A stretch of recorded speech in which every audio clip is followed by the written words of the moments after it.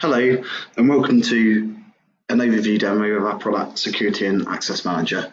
In this demo, we're going to look at 4 tabs. So Object Access, this looks at your object level access, so your CRUD rights across your objects in your CRM.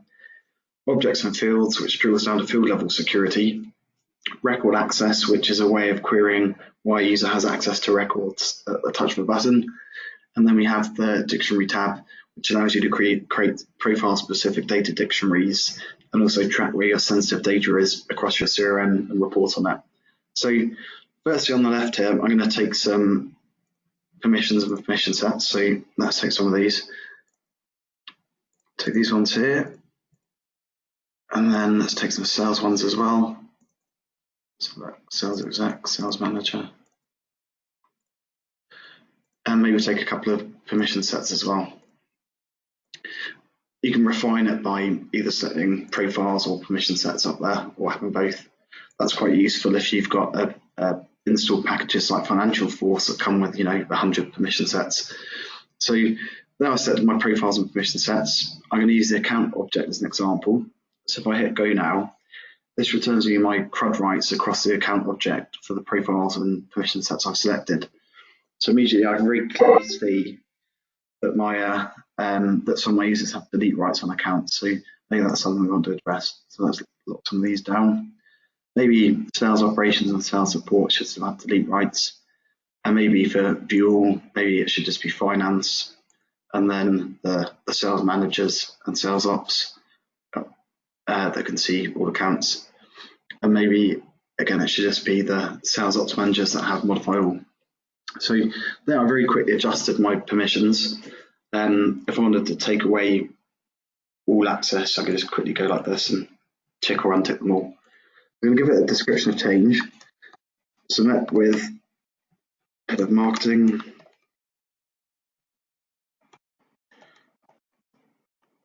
So reviewed account level permissions.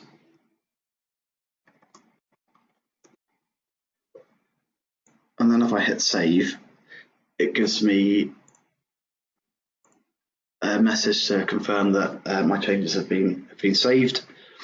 And then what's also happening in the background is it's creating a log. So this is quite useful if you're making changes in production, the best change management in the world. We might work in sandboxes, then we get to prod and we find that prod isn't quite the same as your sandbox. So here you can select the log, and then very clearly you can see the difference between today and the setup on the 13th of the 5th, 2019. And then you can revert your changes back if you need to. So that's how you can very quickly make some changes to your CRUD setup. What we might also want to do is export to Excel. This is useful again if you're dealing with audit and compliance. They can request a lot of information that can be quite hard to actually extract from Salesforce. So if I hit go on this, again I've got my CRUD rights returned. Then if I select my objects for export to Excel, set my objects here, let's take all of these. Click export to Excel, and what this does is very quickly create a document that shows our CRUD rights across the different objects. So down here we've got our profiles and permission sets. Along the top we've got the permission type, and then green means they have the permission, red means they haven't. We've got the org that it was exported from. It's quite useful for audit. Equally, if you're working across different environments, it's always useful to have the org ID, the company name, the date of the export, and who it's exported by. And then along the bottom here, I've got my different tabs. So these are the different objects. So you can see very quickly, we've got concise reports that non-technical business users can understand. So that's the first tab. I'm going to quickly switch to Classic now. The product works in both Classic and Lightning, so I think I'll show you the Classic version as well.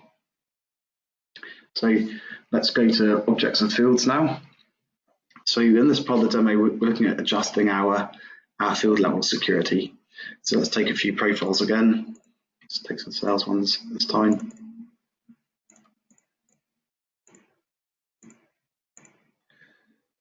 And maybe we'll use the opportunity in this example. So if I hit go, we very quickly got our CRUD rights returned here. Actually, this is quite interesting because we can produce another summary report at this level. And if we hit go on these, you can see a CRUD rights summarized at the top. These are hidden objects in the schema, which is why we can't see their CRUD rights. But if we export this to Excel now, you've got a slightly different format, CRUD report, where we've got our CRUD rights summarized like this. And so that's an object level access again. But then if we go back to the app, and let's just focus on the opportunities, the fields on the opportunity. So let's hit go. And if I click my link here, I've got all my fields listed down here. We've got the API or technical name in the back there.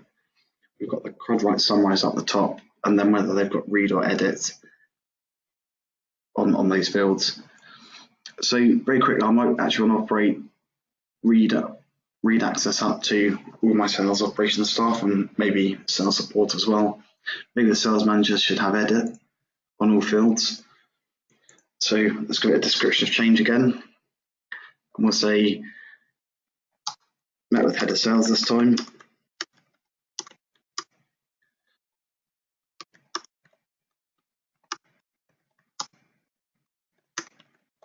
And review field level security. So let's hit save. And we can see that we've applied the change to all of these fields. This is actually a managed package, which is why we can't adjust the CRUD rights on those. And then we can also track our changes, just as we did in the previous object. So if I select a previous log there, we can see our changes. I probably didn't show you this in the last tab, so we can also export logs to Excel.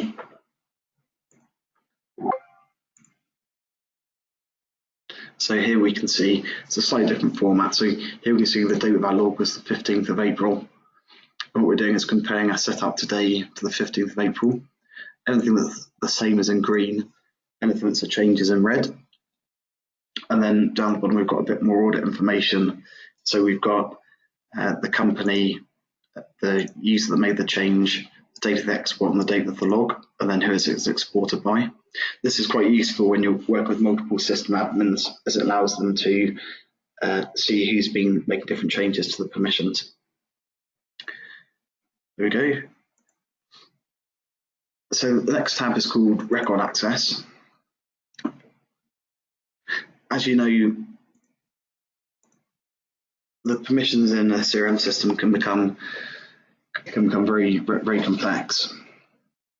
So we created record access as a very quick way of querying your security setup. So I'm going to take the idea of this opportunity here. And first of all, I want to understand why I as a user can access that record. So if I paste in the ID there and I hit go, what happens is in the background, where it's just churning there, it's actually reading through the security setup in the background, and it's returning exactly why I as a user can access that record. So on my user profile, I've got modifier data, modifier records, and viewer records, so I can see it through that. In the user role, it's shared with the North and South America sales director, which rolls up to my role, so I can sit through the role hierarchy. It's also included in the territory Europe and United States, so there's probably a bit of an issue with the territories because it shouldn't be in both. In terms of record sharing settings, it's got both manual and implicit child, and then it's also got some public group sharing settings up there as well.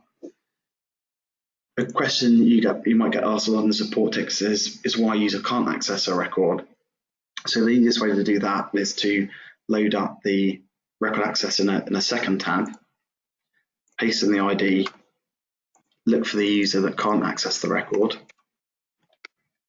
Let's take our marketing department user, hit go, and this returns reasons why this user can see it.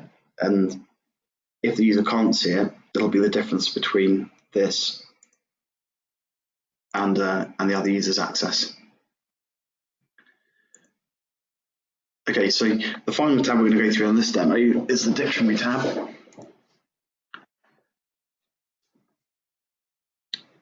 So a few of our customers asked us to give them an easy way to track where they're storing sensitive data in their CRM. So that could be customer data like date of birth, email address, or it could be company confidential data. We've got the customer that does a lot of government work and they hold some very confidential government information in there. So this is a very quick way of tracking where you're storing your sensitive data. So if I tick edit, I can very quickly tick my highlighted data. I can also update my help text and my description for one simple screen. So I can save my changes for deploy.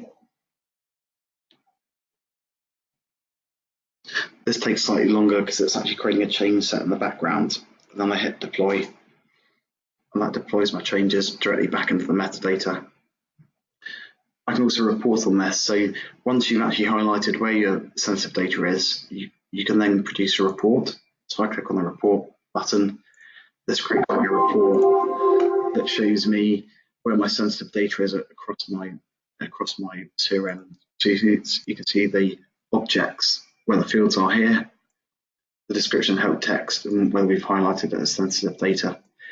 I think ultimately we'll add in a pick list here so our customers can define their own types of sensitive data, but at the moment it's just has the highlighted data functionality. Another cool feature of the dictionary is that after you've locked down your field level security, you can update your description and help text as I showed you earlier, but then you can actually select a permission. So let's take from here the finance profile, for example.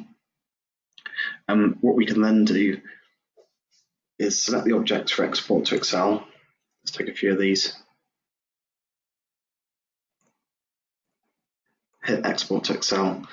And what this does is it creates a profile specific data dictionary.